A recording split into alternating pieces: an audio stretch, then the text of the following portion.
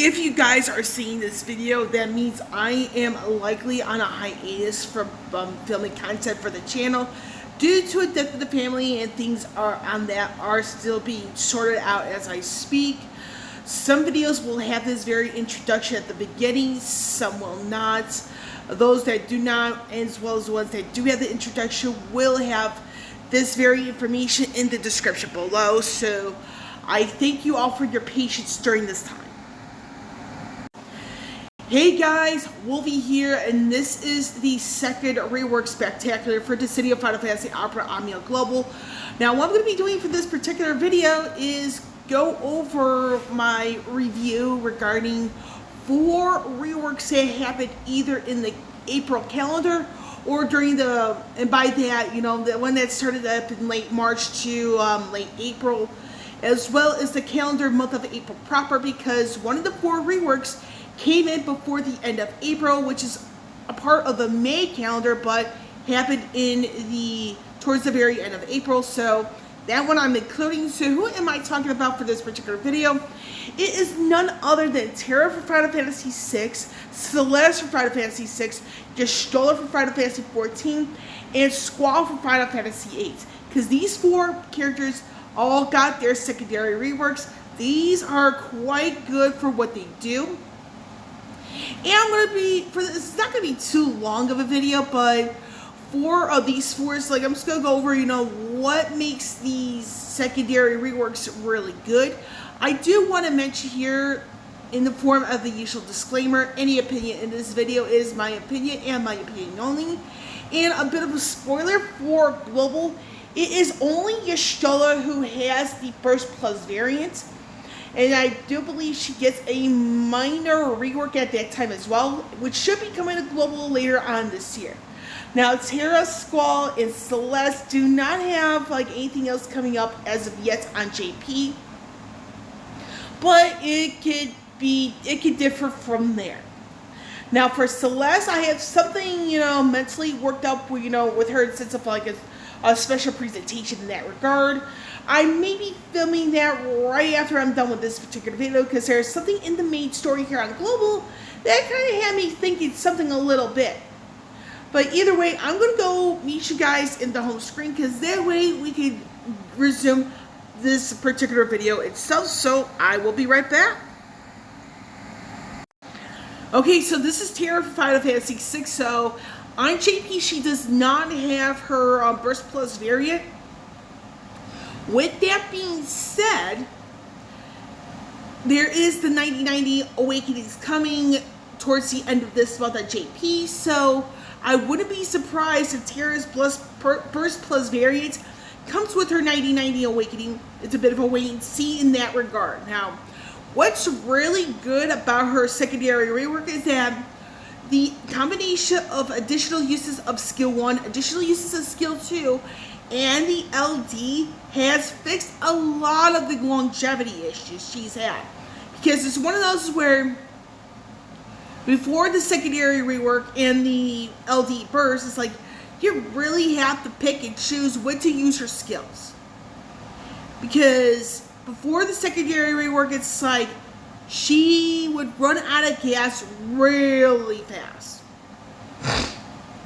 Now, with her secondary rework, you don't have to rely on her skills as much. However, you do still want to pay attention to the buffs and how many turns remaining on certain ones. And I am excluding the buff gained from the LD, because that is actually tied into Skill 1, Skill 2. Since, you know, you pop off the LD, you go into Skill 1, Skill 2, go ham, because she does a lot of damage. And for me, it's like I actually got both her LD and her burst with a relatively small amount of resources I actually had to use, which is really good. But it's just something to keep in mind with Terra, because she's one of those characters who is beyond relying on the LD at the very minimum. If you get her burst weapon, that's even better, because, and this is something, you know, that a lot of people who play JP say this, and it's something I fully agree with. If you get somebody's burst weapon like at an earlier time, it's one less banner you pull on later on. And that's even true with some people's LD weapons. Yes, Sarah, I'm referring to you. But anyway, with Terra, you get her LD at burst like now, quote unquote. You're actually saving yourself resources later on when at least the burst weapon comes back in the future.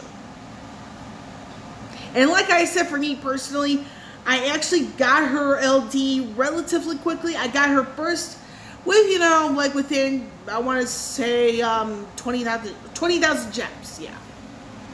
And I'm just super happy to see that.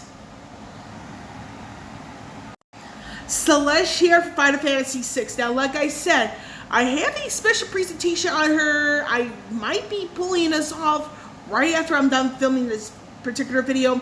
But what's so good about her secondary rework? Now, she has way more ways to provoke the enemies. So she doesn't have to be super reliant on skill 2 to pull it off, or even her additional ability. Because her LD weapon does the same thing. It gives her some of the stacks, and you have the HP attack variants that could do the same thing. Now, like Terra, Celeste is beyond reliant on the LD because of the simple matter where it's like, without it, it's just like she can run out of gas relatively fast. But outside of that, what makes her really good and quite relevant to this day, in some aspects on JP, is that she is the first unit who provides a sustainable way to element enchant and imperil. And I'm specifically referring to the ice elements because guess what? Skill 2 provides the enchant imperil. I know it's at least the enchant through her skill 2. And for those of you who are unfamiliar with the YouTuber VIII, Celeste was actually used in the Divine Ramu Lufenia difficulty. And I have to say, I feel that Celeste was the MVP of that one because of the element, enchant, and imperil she was able to pull off with ease. And when it comes to enemies that, dish out magic damage, guess what? This is who you go to absorb it, like a boss. Now, the problem here with Celeste, like I said, is her LD is the only real way she can dish out AoE HP damage. And that's kind of like, it makes her a little bit vulnerable in certain aspects, but some aspects of her secondary rework makes up that difference. It comes down to individual opinion on tanks like Celeste. Now, one of the really good things about Celeste is that she can provide some format of HP healing to the entire party, not just herself. And when it comes to the summoning boards for Celeste, I'm going to show you mine just to prove a little bit of a point here. And let's see if I can grab it really quickly here. See if I can grab it. See here, I should have it. Okay, so here's the thing I have with Celeste. You notice here that one of my 7-board passes on my particular Celeste is physical resist up. Now, the thing is, she is a magic tank. Now, before the secondary rework, it's just like, she really didn't have much of a means to resist physical damage, whether it be melee or range. So what I did in preparation for that, to help out the matter, is to make sure when it comes down to the Odin summoning boards for Celeste only, is to, for me, since I felt like, you know what, let me give Celeste physical resist up, because you know what, it's better to be safe than sorry. And for me, this has paid dividends because it gives more Celeste more ammunition in the sense of, okay, I can take even less physical melee damage. Now, the sphere's configuration to really even further help Celeste out in this case is the following. I do not have her spheres on Celeste at all. And Celeste's sphere was supposed to be the B sphere, but I actually gave Celeste Warrior a light sphere instead. And I feel it's a little bit better because you're talking about the ultimate Ifrit or whatever. Celeste makes ultimate Ifrit, you know, the farming face, she makes it an absolute joke. And if you give her warrior a light sphere, this actually makes it even more of a joke. But then again, that's just my personal opinion on the matter. Squall for Final Fantasy VIII. Now, what makes him so good is that he can dish out a lot of damage in a hurry. He's in the same boat as Terra, meaning that here comes all the damage, all you want. But the sphere configuration for Terra as opposed to Squall is that Squall, you see here, he is at AAA, which actually is not bad.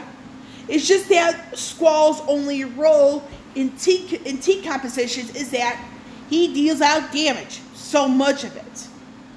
He doesn't really do anything else worthwhile. Now, the biggest issue here with Squall, and this is something that Terra has an advantage over him on, is that Squall has no means to really conserve skill uses. And the reason why Terra has an advantage over him in this regard is because Terra's LD is actually, you know, like I said, it's tied to skill 1 and skill 2, alongside the additional ability, because it conserves Terra's skill uses in a sense, whereas for Squall, it does not. Now, what kind of makes up for this little aspect in this regard for Squall is that he has more uses of skill 1 and skill 2, with a little more emphasis on skill 2, because pre-secondary rework for Squall, he had less uses of skill 2 than skill 1. Now, with the secondary rework, it's the same number of skill 1 and skill 2 use-wise. So with that, I mean, again, like Terra, he does not have the 90-90 Awakening. He does not have the Burst Plus variant as of yet. Gishela girl for Final Fantasy XIV. Now, what is special about her secondary rework? Now, the thing is with Gishela is that here's a few things to consider. Gishela, unlike Squall and Terra, she's not meant to be a damage dealer. Because if you look at the Dissidia database, like that stat grid, where it's like attack, HP, defense, initial bravery, max bravery, and speed, the attack stat for Gishela is not like the strong point. It's something that people don't really like think about when it comes to developing Gishela. But at the same time, one has to think about like her role as a support unit, which is what she is more known for. Now, because they added more uses to her skill 2, Medica 2, that gives her longevity, you know, an even bigger boost. And with Medica 2, it also has HP healing right on the spot. So it's one of those things that's just like her longevity went to even greater levels to the point where it's like she could be considered as one in a league of her own in that regard. And I like the fact it's like she doesn't have to rely on Medica 2 or whatever as much as she used to be. And they changed, you know, where their brave attack was.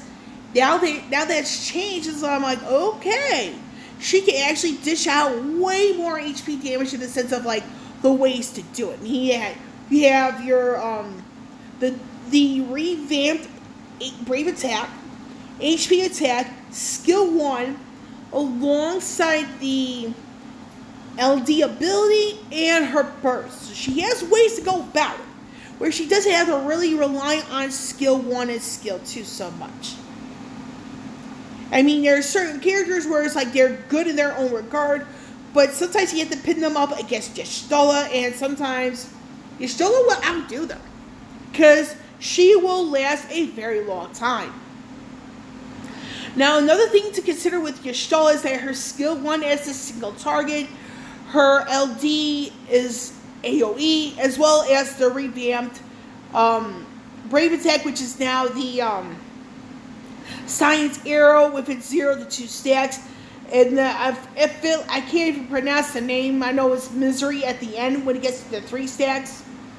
So that's down there. So with Gishela, she has vastly become one of those who could be in a league of her own when it comes to longevity, because when it comes down to the EX ability, hold on a second. With her EX ability, she restores 1 use of skill 1, 1 use of skill 2. She will last you a very long time. And you can take her into certain fights where it's like she doesn't even need to attack, she's just there to heal. And that's not a problem in my personal opinion. And like I said towards the beginning of this video, Gishela is the only one of those who have a burst weapon who has the burst plus variant, and I believe there is a tweak they do with the that icon above her head, the Blood Lily stack. So I believe that's going to happen when she gets her burst plus variant later on this year.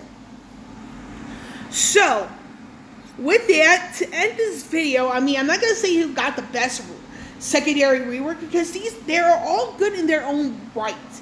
Because if you look at Squall, he's got so much damage like that he could dish out. It's like if you put him in some of the quicker fights, he could probably get finished with that in a hurry. Now with Terra, what she did good for the secondary rework is that, granted, she is beyond reliant on the LD. However, that alone resolves her longevity issues. Because before the secondary rework, she had longevity issues in every direction you could imagine me putting here. As for Celeste, she now has more ways to provoke the enemy, which makes her not as reliant on skill 2, but like Terra, she has the issue of being beyond reliant on the LD ability itself. With Gishela, she's probably going to be the queen of lasting for a long fight, because her longevity aspects just got even better. Now, to end this video, like I said, I was supposed to film this a few days ago, but a combination of work. I got my second Moderna shot this past Sunday. I've been recovering from that. I'm still doing some planning for my mom's memorial service, that sort of thing. So I've been really, really busy. And again, I apologize for this being filmed even later than I'm supposed to. So the next video is going to be these a little hint I caught on Celeste. And with that, I'm done. With Wolvie here, signing off. I will catch you all on the flip side.